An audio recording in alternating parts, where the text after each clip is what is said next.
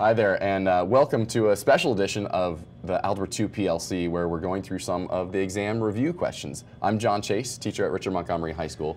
And I'm James Key with the MCPS math team. We received an email around exam item number 18, so let's go ahead and look at that item together. In item 18, students are asked to write an equation to represent a sequence of functions that are represented by tables. And item 18A presents students with this table that you see right here. I'm just going to think out loud about how I might come up with an equation that describes this information. So one thing I notice is that the denominator in each fraction is a power of 3.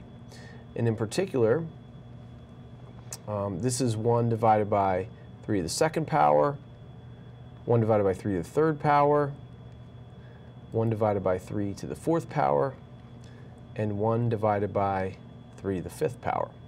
In fact, we can complete that pattern as follows. And so now it's just a matter of figuring out if I have like a random x value, what's the output associated with that. And it looks as if, just following the pattern here, we can write x is equal to 1 divided by 3 to the power of x. And so the equation that describes the data in this table is f of x equals 1 divided by 3 to the x. That's one of the representations of this function. John, do you want to talk about the table in problem part B? Yeah, I'd be glad to. In part B, we take a look at another table where we have an interesting pattern that seems to be happening in the x values. So take a look with me. We have some kind of a common ratio that's happening here.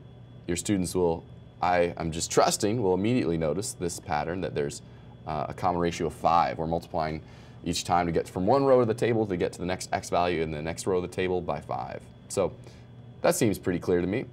Well, generalizing on the idea kind of that James went through in the last one, in general, what do we mean by that? Well, if we are doing repeated multiplication, we're doing maybe some exponentiation here. So I think that this is 5 to the y, where, okay, so x, this is a little bit hard to see here, but that x is equal to, if we call these values over here y, that if we raise 5, if we do 5 to the 1, we get this x value over here. If we do 5 to the 2, we get this x value right here. And that seems to be a relationship that works once we've noticed that pattern. So down here we have 5 to the 6 maybe equals 15,625.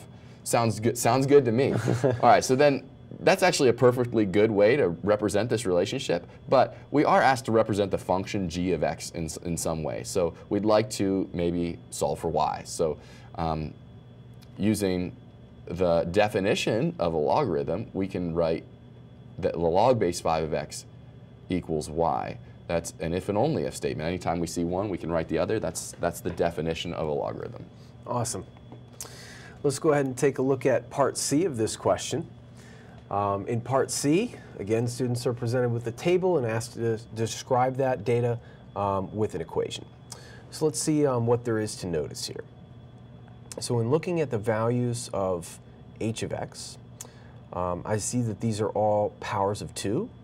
And I'm just going to attempt to describe the pattern that I see. This is 2 to the second power, 2 to the first power, 2 to the power 0, and then we get some fractions or reciprocals of powers of 2. And so we know that we can describe those using negative exponents.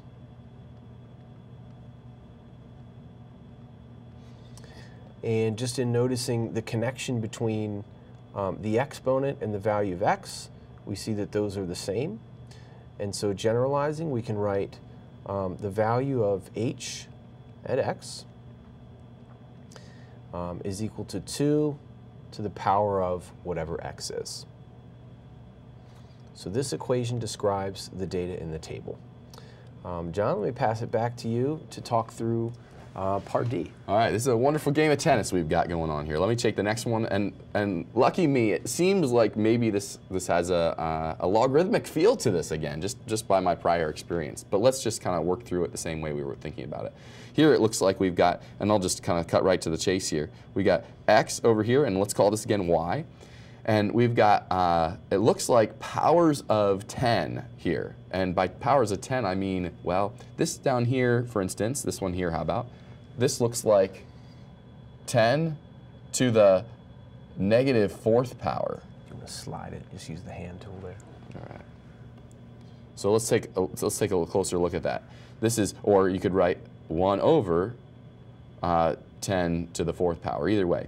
That's what seems to be here. So what's the relationship now between this and the number that sits right here? Well, it seems to be then that this is 10 to the negative, now what is that? Oh yeah, that's y is what we're calling the things in this column. And that gives us the x value. So this is a beautiful, again, a beautiful way to represent this relationship right here. Nice. But again, we're asking for what a rule for m of x, or in our nomenclature down here, y. So again, using the definition of a logarithm, we can write that the log base 10 of x is equal to y, or m of x, I guess we're calling it, aren't we? I'm sorry, did I write that wrong? Is equal to negative y. And so, excuse me. So that negative log base 10 of x is equal to y. And there's our equation for m of x.